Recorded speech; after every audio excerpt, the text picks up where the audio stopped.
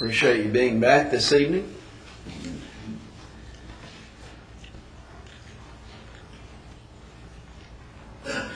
We are to learn from the Old Testament. Paul would state that the things written aforetime were written for our learning, that we through patience and comfort of the Scriptures might have hope. It's in Romans 15 and verse 4. To the Corinthians, in 1 Corinthians 10 and verse 11, he would say that these things happened to them for examples. And they were written for our admonition, upon whom the ends of the world are come. And so we can go back into the Old Testament and learn the lessons that are written there for us, or we should learn the lessons that are written there for us, and use them as illustrations, historical accounts, in order to learn from those historical accounts of God's dealings with man and man's proper response to God. We can learn a great deal from the Old Testament illustrations that are given unto us. One of those illustrations is Caleb. And Caleb, the account of Caleb is given to us in Numbers chapters 13 and 14, and then Numbers, the 32nd chapter, Deuteronomy, the 1st chapter, then in Joshua, the 14th chapter, and the 15th chapter, and then finally in Judges, the 1st chapter, he is also mentioned. He was a godly man. He was one of those 12 spies that after the Israelites had come out of the land of Egypt, they come to Mount Sinai, they receive the law, then they leave Sinai finally and go to the land of Canaan. But before going in, they send 12 spies into the land to spy out the land. He was one of those 12 spies. And after 40 days of spying out the land, they come back, and 10 of them give a negative report that they cannot take the land. Caleb, on the other hand, along with Joshua, gave a message, a report of courage to go up and take the land, that God would be with them and bring the land into their possession. Thus we are introduced to this godly man of Caleb. And as we will look at tonight more specifically, after entering the land, after those 40 years of wilderness wanderings, they come back to the land, they enter the land and take the land. Caleb then asked Joshua for the inheritance that was promised him. And so at the age of 85 years of age, Caleb took the land, driving out the inhabitants thereof. But in the story of Caleb and learning about him, we have noticed that he was a man of great faith. He saw what God had done in Egypt and the miracles that were done throughout their wilderness, or their time of coming to Mount Sinai, the events of Sinai. And because of that, seeing the evidence, he was assured that God would give them the land that he had promised to give them. A man of great faith. We also saw that he was a man of foresight. That again, going back with the land, that while these 10 spies saw the land, Caleb saw the same land. The 10 spies didn't see God, though, in that promise and in what they were seeing. Caleb did. And thus he was able to overlook the walled cities, the giants in the land, and all of the other things that caused the 10 spies to say we can't take the land. He was able to look past those things and see the fact that God would give them the land. A man of foresight. He was also a man of fortitude, we looked at last week. That here you have the majority report. 10 spies saying we cannot take the land. The multitude of people sided with those 10 spies. But Caleb had the courage and the fortitude to stand up for what was right in the face of overwhelming odds. He was courageous in his actions. But then tonight we want to look at the aspect that he was a man of forbearance. When Caleb came back from spying out the land, he gives this good report that they were able to go in and take the land in spite of the 10 spies who said that they were not.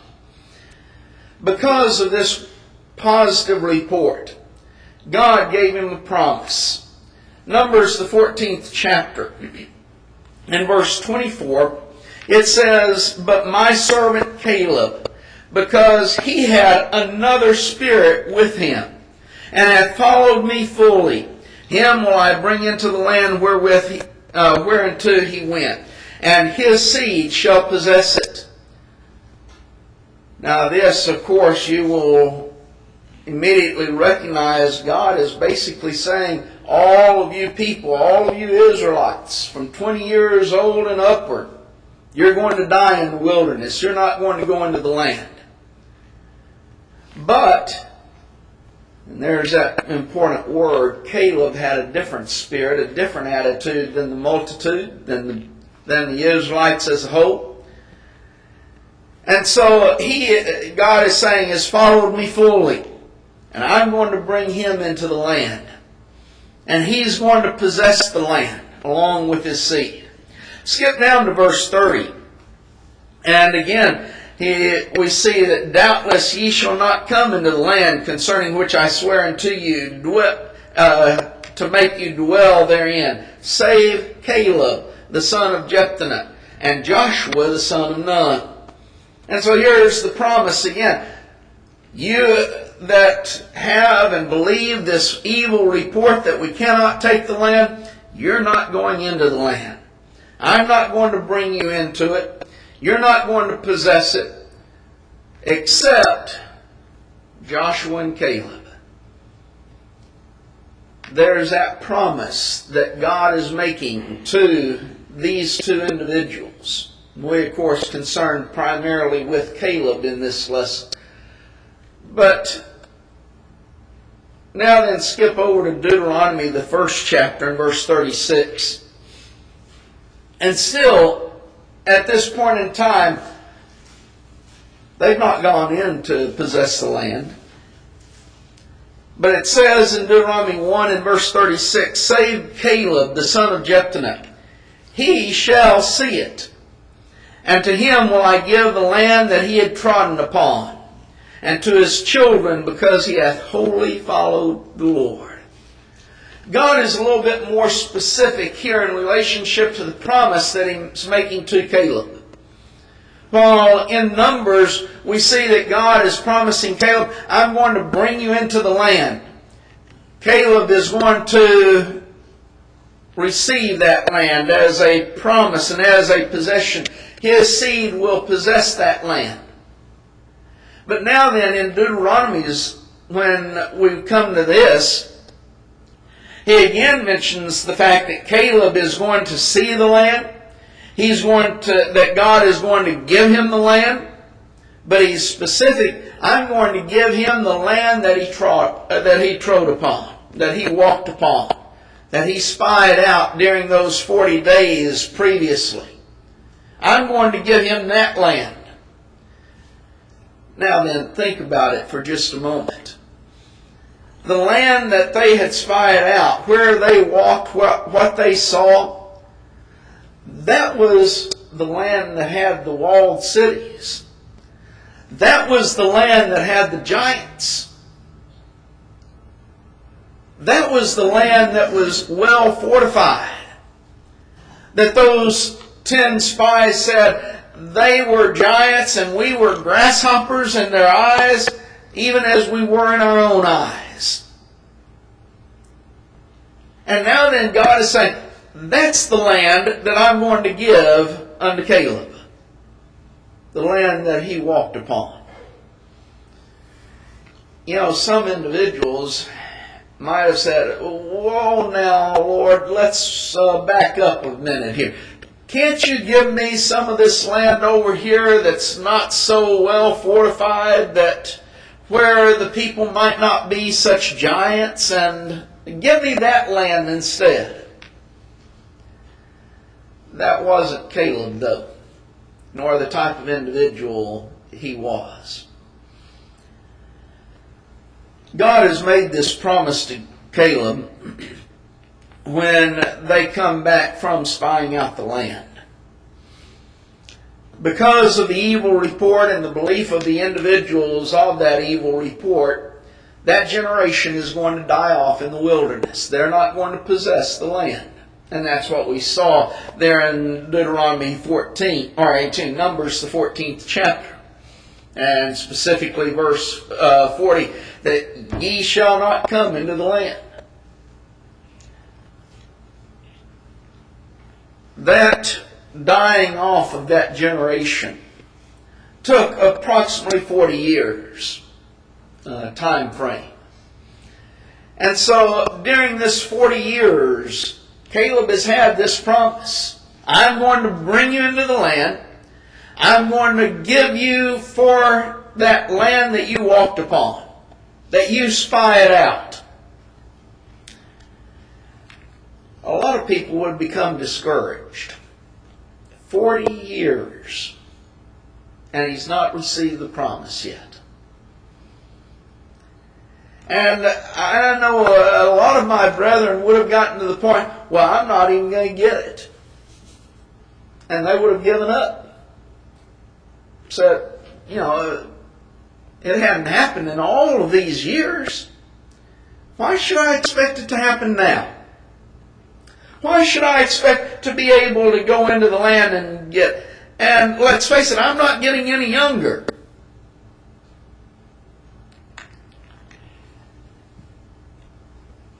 "40 years he hadn't received the promise.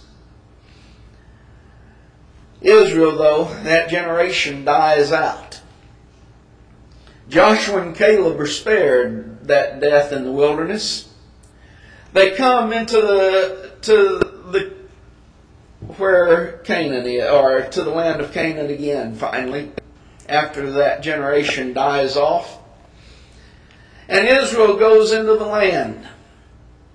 And we, of course, enjoy talking about and remembering the battles that are fought, and how that the walls of Jericho, the first city that they come to, how that they march around the city, and finally the walls fall down on that seventh day, after walking around the city 13 times, blowing the ram's horns and shouting the great shout. They go in and take Jericho. And we remember how that then they go to that small city of Ai. And it's not necessary to send all of our warriors there, because it's such a small, insignificant place. But because of the sin in the camp, they are turned away. After they get rid of that sin that's in the camp, they go back to Ai and take the city. And then they go in a southern campaign and a northern campaign and take the land. During all of this time, Caleb still hasn't received the land that he's been promised. Again, would we have continued on? Or would we, we're taking these lands and I still haven't gotten it. Just give me this land here. That wasn't Caleb, though. Finally, when Caleb is 85 years old, he comes to Joshua and he tells Joshua, give me the land that was promised to me. So in Joshua the 14th chapter, we read starting in verse 10, and now behold, the Lord hath kept me alive. Notice how he starts that. Here's all of this generation that's died off. Here's people who had died in battle as they took the land. The Lord's kept me alive. As he said, these 45 years. 45 years that since he had received that promise of that land that God was going to give him, that he had spied out. So these 40 and 5 years, even since the Lord spake the word unto Moses, while the children of Israel wandered in the wilderness. And now, lo, I am this day 85 years old. That's 85. He says, as yet I am as strong this day as I was in the day that Moses sent me. My strength was, as my strength was then, even so my strength now. Or is my strength now, for war, both to go out and to come in. I wonder if he really was as strong at 85 as he was at the age of 40. Some of us would kind of doubt that, wouldn't we? But yet he says, I'm as strong now at 85 as I was back then. Now then, he says, going on in verse 12, now therefore give me this mountain, whereof the Lord spake in that day. For thou heardest in that day how that the Anakims were there, and that the cities were great and fenced. If so be the Lord will be with me, then I shall be able to drive them out, as the Lord said. It says that Joshua blessed him and gave unto Caleb the son of Jephunneh Hebron for an inheritance. Joshua, give me the land that was promised to me. It's the land of the Anakims. The Anakims were those giants that those 10 spies talked about. The cities, well, they're great and they're fenced. They're well-fortified cities. They're still there. Give me the land and I'll go drive them out because God will be with me. Some of those points that we've made previously, we can see, for example, his great faith in this. But we also see a man of forbearance. All these years he had not received the promise.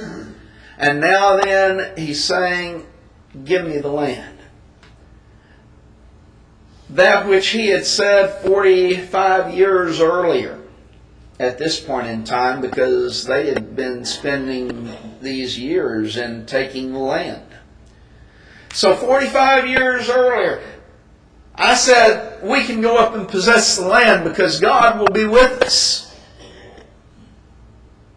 Yes, it's a land that has walled cities. It has giants in it. It has all of these things and all of these obstacles.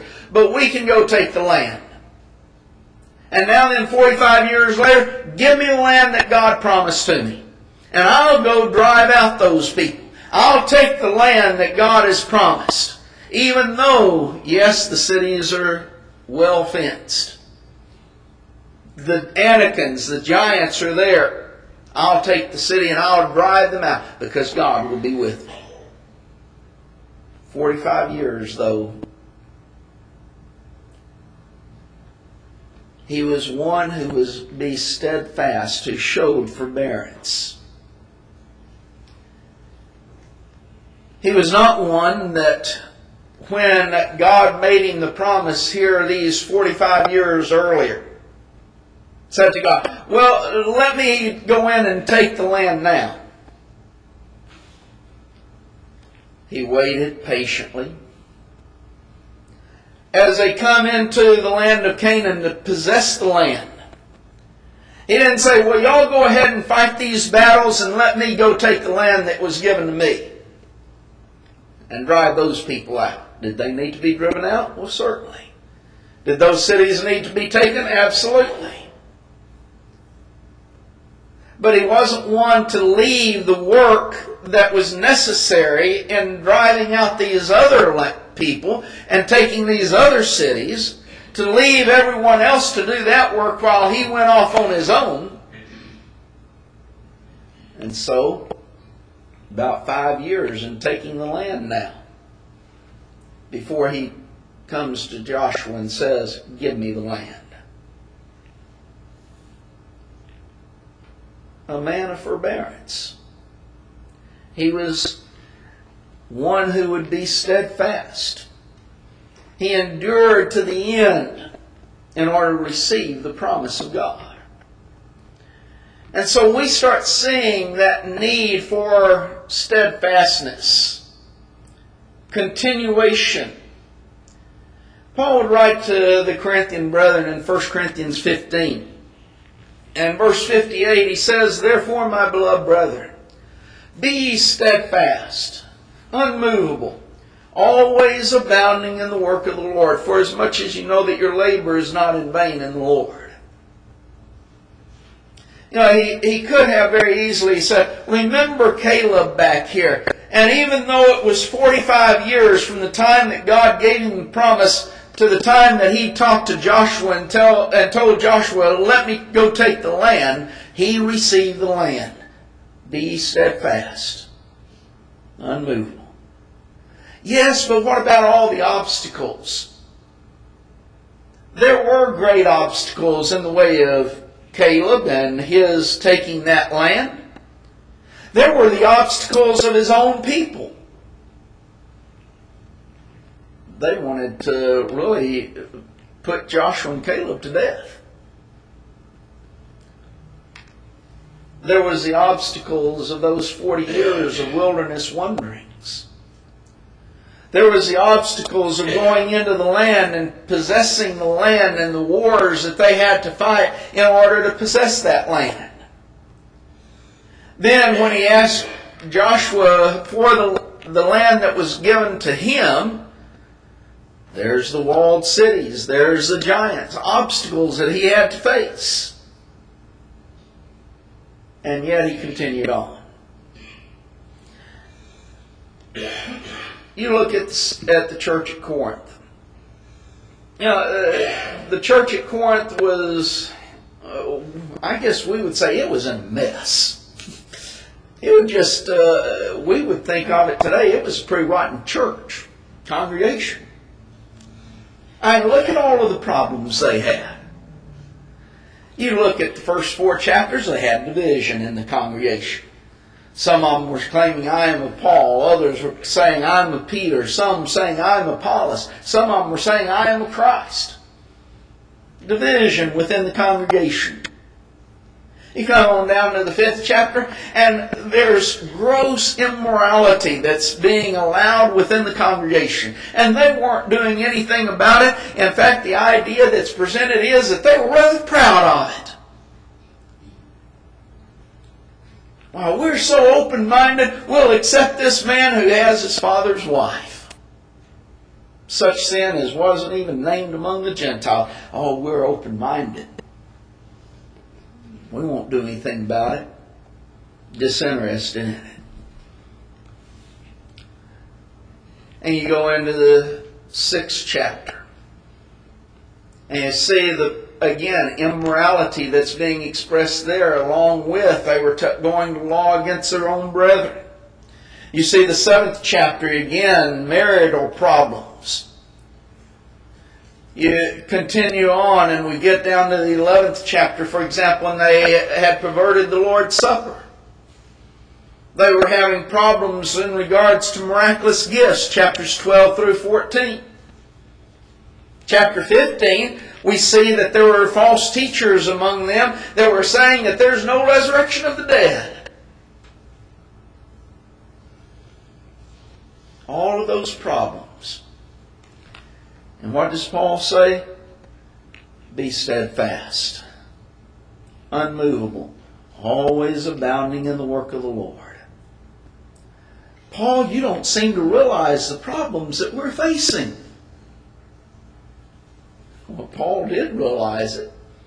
Paul knew about them. And in spite of those problems, he says, you remain steadfast. You continue on. You continue working in the work of the Lord. Can you imagine? Here's Caleb, that righteous man, coming back with that good report, and the people wanting to kill him, and then God saying that, well, the children of Israel are going to wander in the wilderness until all of that generation being just dying out. Can you imagine Caleb saying, well, y'all go wander in the wilderness. I'm going to go rest here until you get back and all of that generation's died out, and then I'll go in with you to the land and to possess it. Or can you imagine Caleb coming along and saying, y'all go in and take the land and drive out the inhabitants thereof, take those cities, and then give me my land? No, that wasn't the type of individual that he was. But isn't that the way some Christians are? They want to enjoy the promises of God and the blessings that God gives unto His children. And yet, what do? They sit back and do nothing. They might attend services every once in a while. They might even attend all of the services of the church. But ask them to be abounding in the work of the Lord? Well, no, I'll sit back and let others do the work. They can do it so much more effectively than me anyway. And what would my little bit help anyway? So you just let others do it, and no. You continue abounding in the work of the Lord. But a lot of times what happens to faithful Christians today, we start seeing the problems. And yes, there are problems in the church. There's no doubt about it. We face false doctrines from without. The false doctrines in the world, why, there's so many that you can't even, if we tried to sit down and count all of them, I doubt that we could even get half of them. We just don't even know all of them. And they're coming up with new things and new ideas all of the time. We have problems that we have to face. But as the old segment goes, the boat goes in the water, but once the water starts getting in the boat, you got some problems then. We're letting the water in the boat, so to speak, today within the Lord's church. Because those things that are seen in the world are now making their way and have made their way into the church. And anything as far as immorality, as far as wickedness, as far as false doctrine, all of those things are now within the Lord's church. Or those which claim to be the Lord's church. Paul in 1 Corinthians the 6th chapter talked about some of the problems that those brethren were engaged in. And we would say, yes, those things are gross immorality, wickedness and sins of all kinds. But they had stopped those things. They no longer were being allowed in the church. But some things they still had problems with. We got in the Lord's church today all sorts of problems. Because we've allowed worldliness and immorality to run rampant within the church, and we did nothing about it in so many places.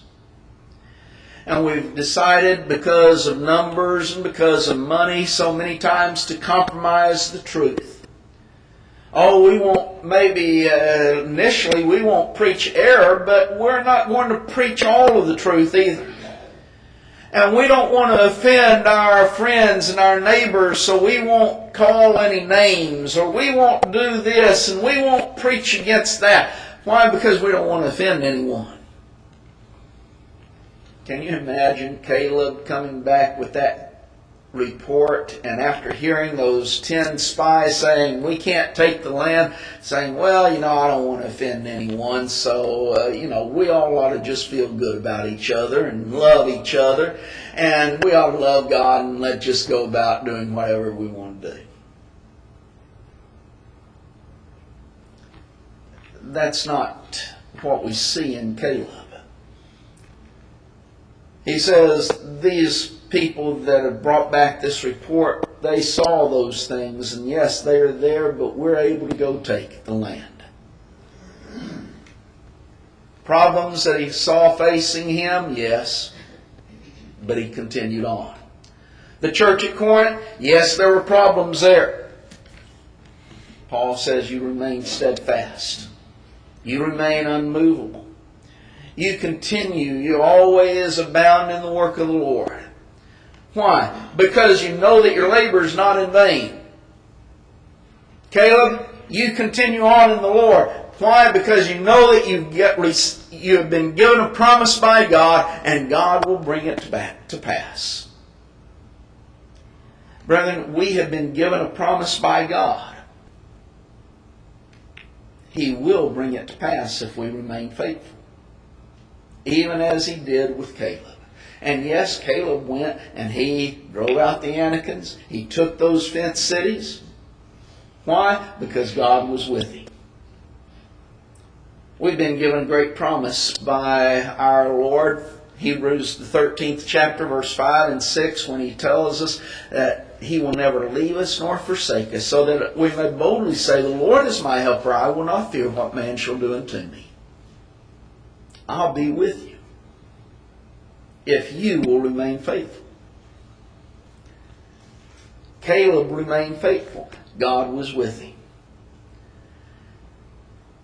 Jesus, in sending out His apostles into a limited commission, told them in going out, Matthew the 10th chapter, verse 22, that ye shall be hated of all men for my name's sake.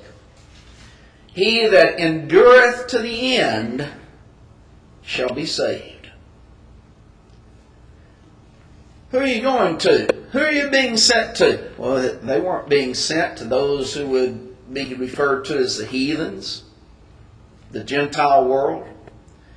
They weren't even being sent to those dogs, the Samaritans.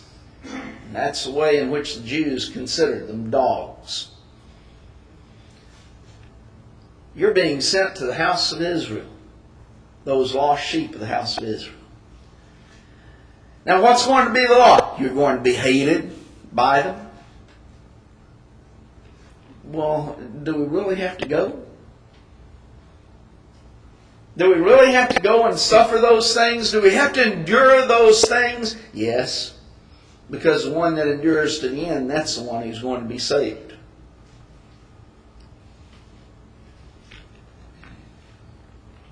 So many times in the Lord's church, what we see that takes place is that we'll begin a program. Some work that we want to be involved in. And generally a good work. Something that needs to be done. And at the very first, there's great enthusiasm. Let's do this. This is going to be so good, and it's going to be exciting. It's going to help us. And a few weeks later, that excitement has died down some, and you'll start seeing a few here and there dropping off. And as you go on, you'll see more and more dropping by the way. They've started out a good work, but they won't continue. They don't have the forbearance to continue on in that work. Be ye steadfast, unmovable, always abounding in the work of the Lord. And yet we get excited, and then we lose the excitement and just let it die.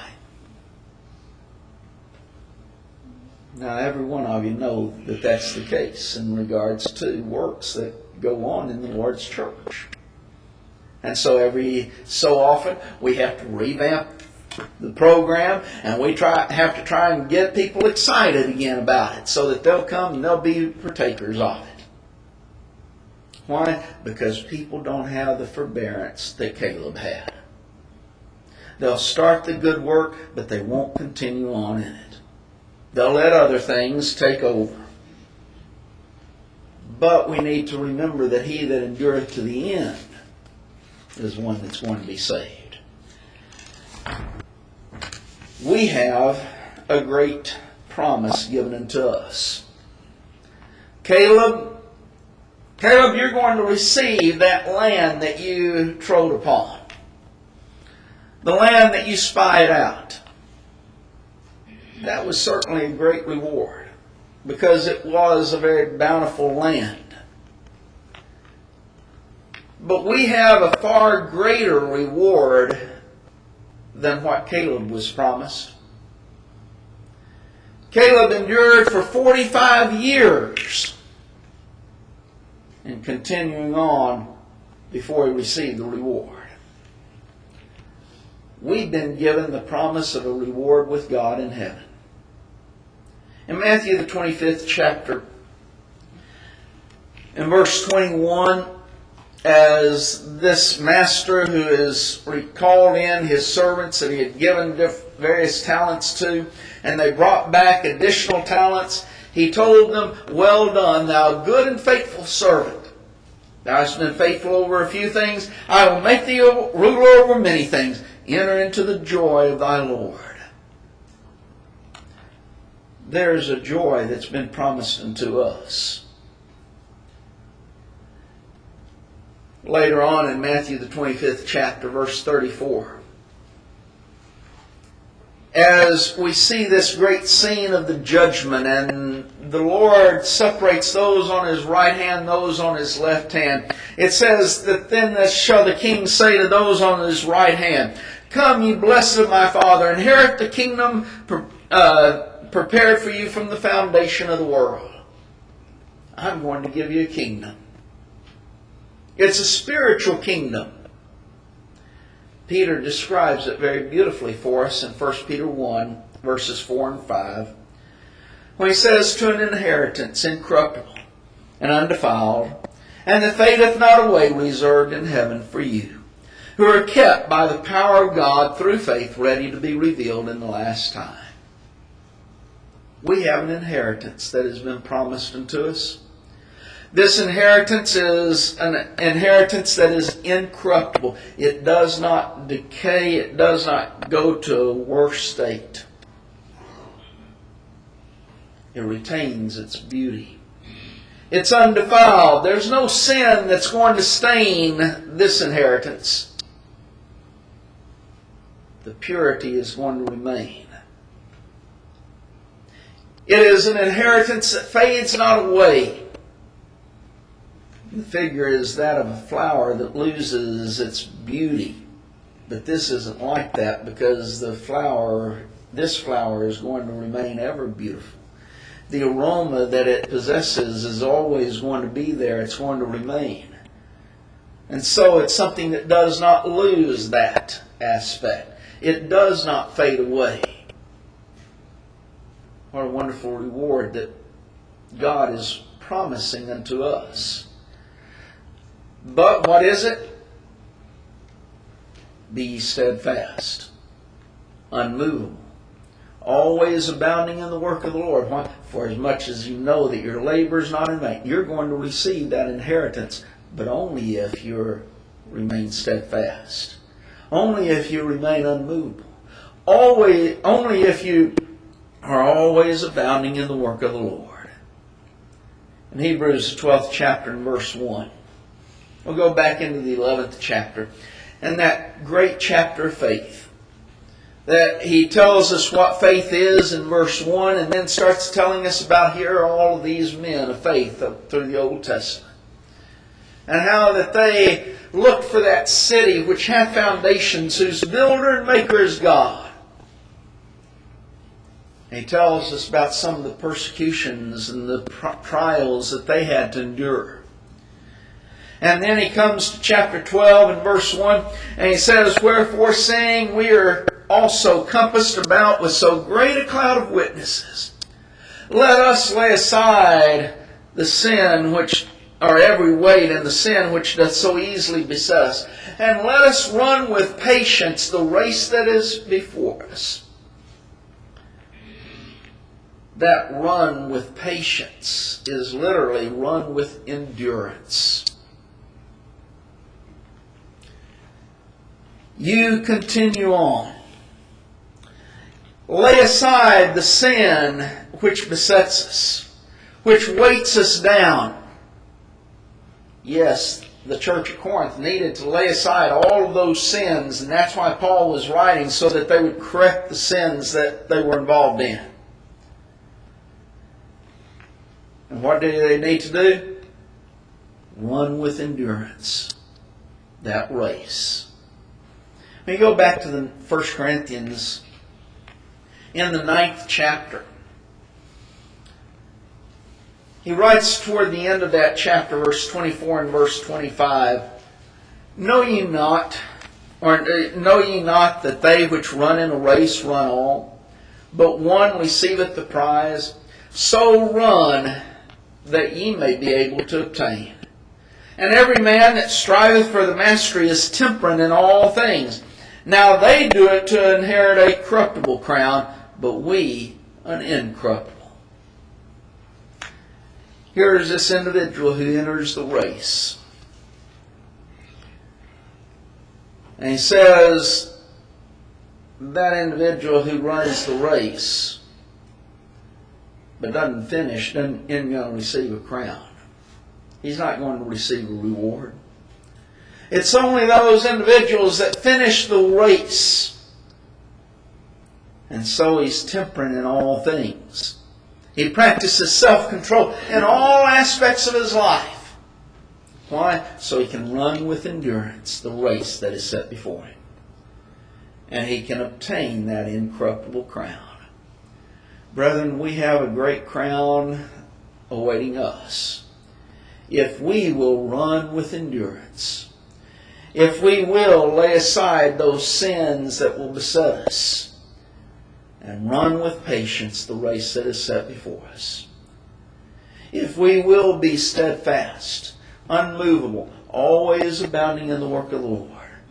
Are there obstacles before us? Yes, there are. To say that there aren't would be to be lying about the situation. There's going to be great obstacles. Satan will never leave us alone. And anytime we think that we're going to have success, Satan's going to be there to try to destroy the success. We're going to have obstacles from without. We're going to have obstacles from within. But there's a prize that's waiting for us. If we will keep our eyes on the goal, and we will run with patience the race that is set before us. If we will always be abounding in the work of the Lord, and will receive that incorruptible crown that fadeth not away, that's reserved in heaven for us. If you've never begun that race, we would encourage you to do so this evening. Through your faith, repenting of your sins, and making that confession of your faith, and letting us baptize you in water for the forgiveness of your sins. If you've begun the race, but you've allowed sin to beset you again, to hinder your running that race, you realize that you need to repent of those sins and once again return in the faithfulness unto God and to running that race so that you can receive the crown. And why not this evening return unto Jesus Christ and once again enjoy that faithfulness and that promise and all of the promises that He has to give unto us as His children. And that hope that we have when we endure, that our labor will not be in vain in the Lord. If you need to come, do so as we stand and sing the invitation song. Oh.